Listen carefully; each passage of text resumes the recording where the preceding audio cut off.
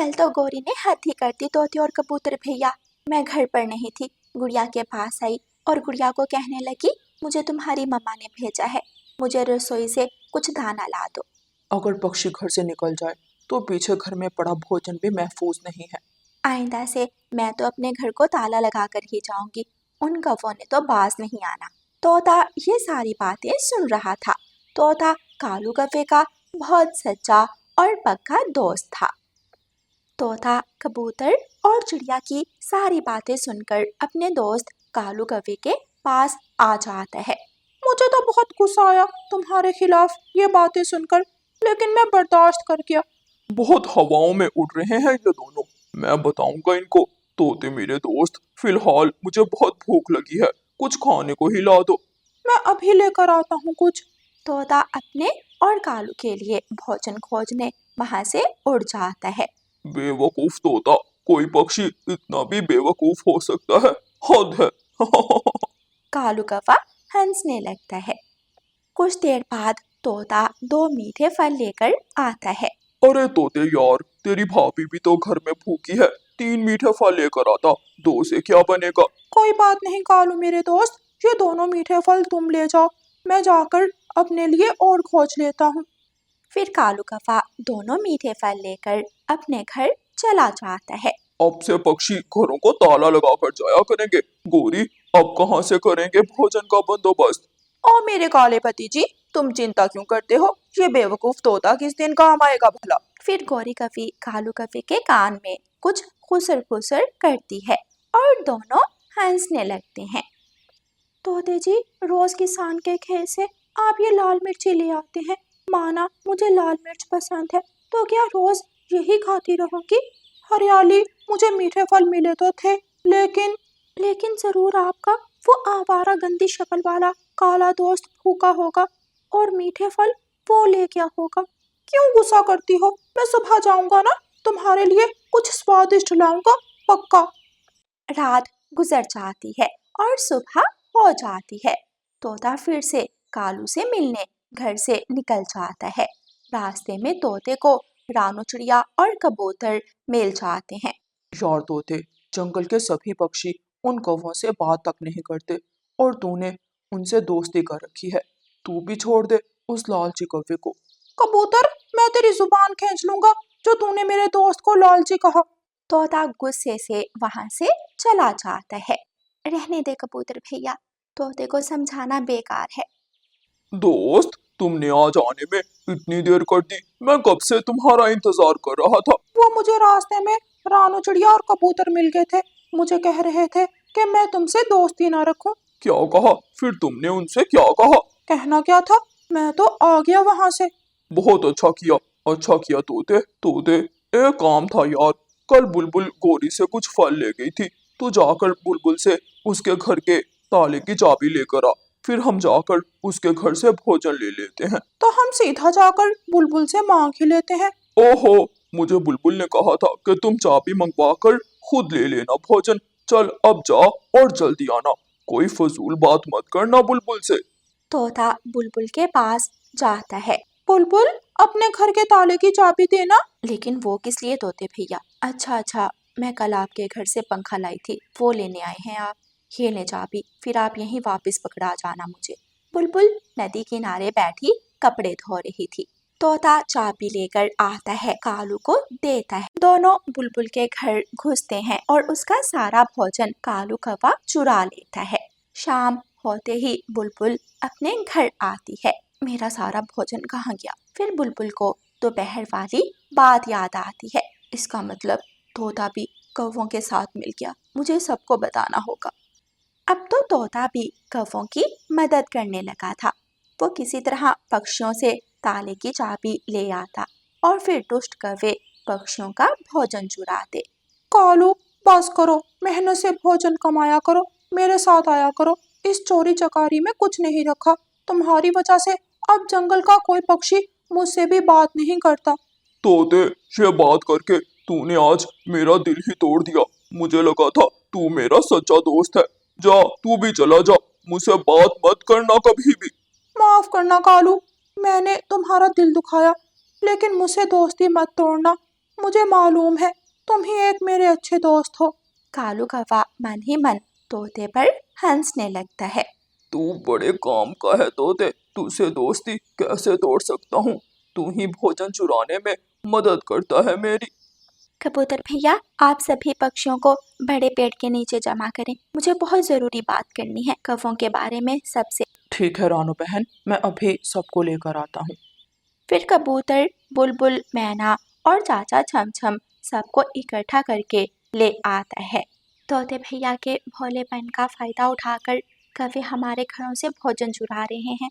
हमें जल्द ही उन कौवों का पर्दा तोते भैया के सामने फाश करना होगा, वरना हमें बहुत मुश्किल का सामना करना पड़ेगा।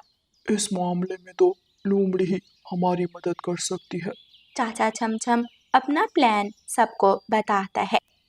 फिर बुलबुल, रानो चिड़िया और कबूतर मिलकर लोमड़ी के पास जाते हैं। अच्छा तो ये बात है, तुम बिल्कुल भी चिंता मत करो, उस काले कौवे और तोते को अब मैं देख लूंगी। लोमड़ी जंगल में निकल आती है। वो तोते और कालू को खोजने लगती है।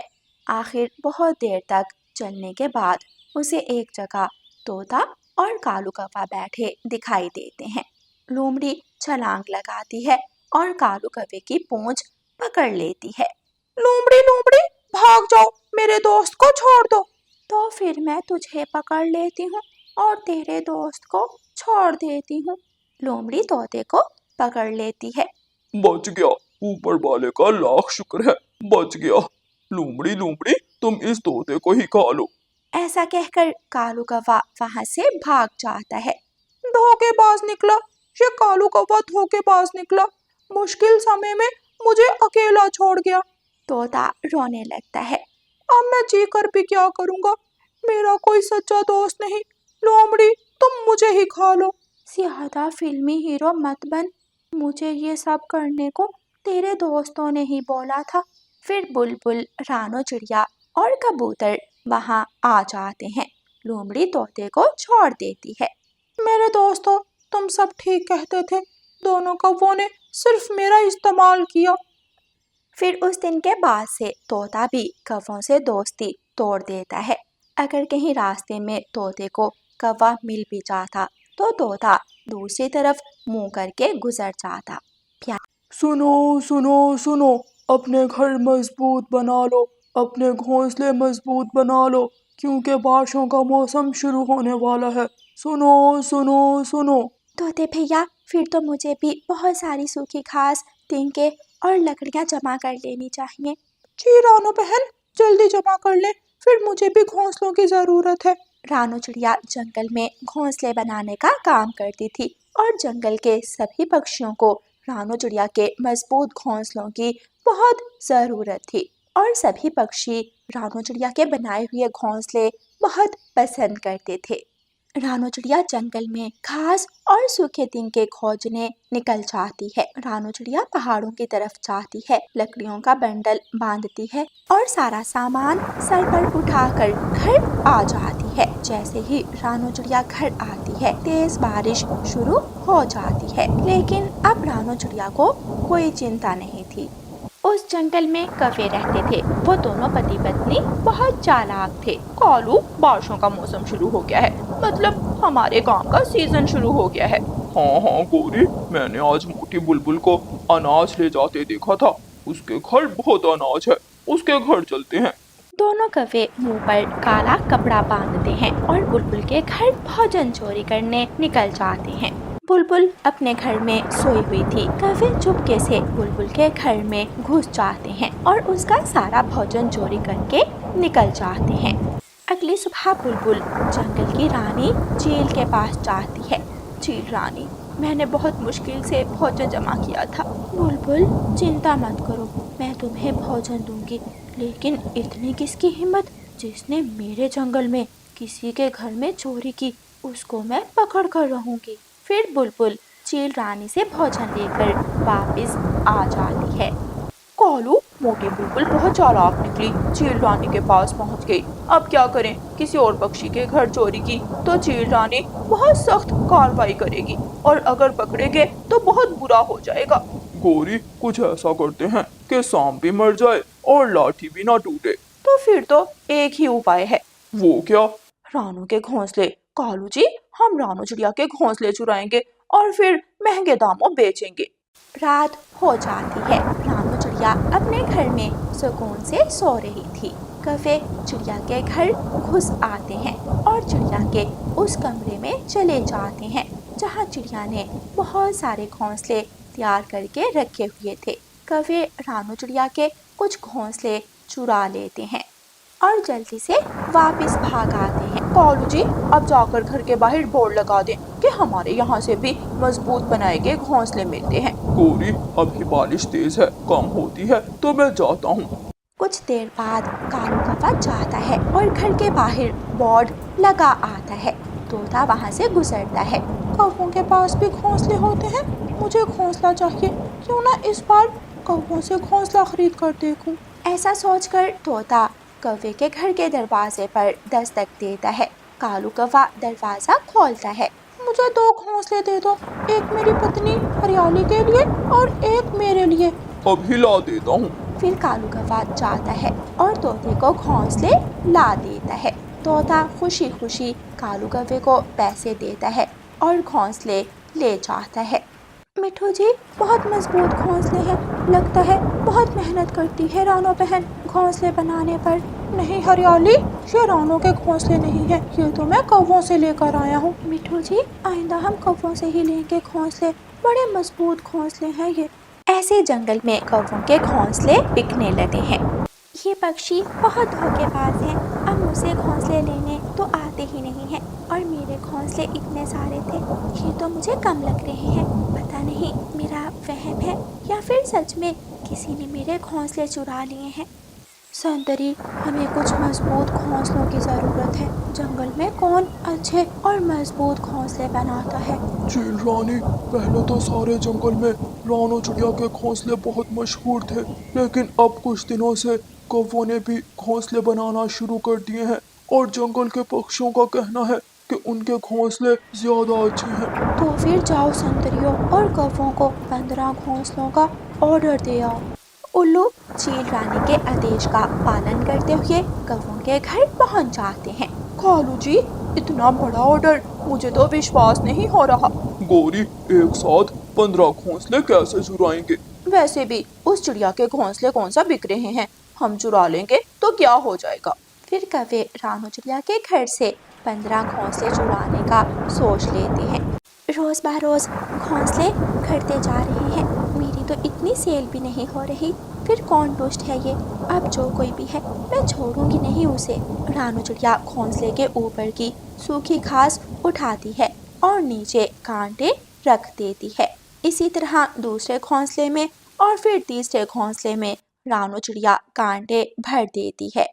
फिर उस रात कौवे घोंसले चुराने आते हैं और 15 के 15 घोंसले चुरा कर ले जाते हैं और चील रानी के महल में जाकर दे आते हैं। फिर अगली सुबह चील रानी कौवों के साथ सब जंगल के पक्षियों को महल में बुलाती है।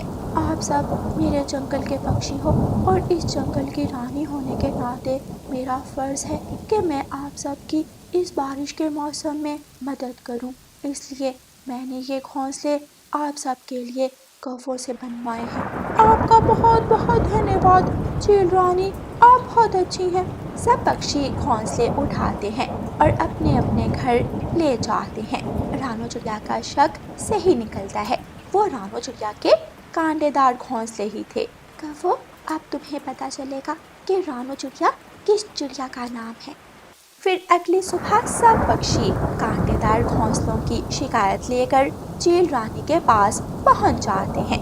मैं सच बताती हूँ आपको चील रानी। फिर रानू चिड़िया सारी बात चील रानी को बताती है। नहीं नहीं चील रानी, ये चिड़िया झूठ बोल रही है, हमने नहीं चुराए इसके घोंसले। चोरी करने और घोंसलों में कांटे होने की वजह से तुम दोनों को 2 महीने की सजा दी जाती है। संतरियों, इन दोनों को पकड़ लो और बंद कर दो कैद खाने में। कौवे बहुत माफ़ी मांगते हैं, लेकिन सेंतरी कौवों को पकड़कर कैद खाने में डाल देते हैं। फिर रानो चिड़िया सब पक्षियों के लिए नए और मजबूत घोंसले बनाती है और सब बहुत खुश होते हैं। फिर सब मिलकर चील रानी के महल में भोजन खाते हैं और ढेर सारी बातें करते हैं। प्यारे दोस्तों, इस कहानी को लाइक, अपने दोस्तों के साथ शेयर और चैनल को सब्सक्राइब करना बिल्कुल मत भूलना। आपका धन्यवाद।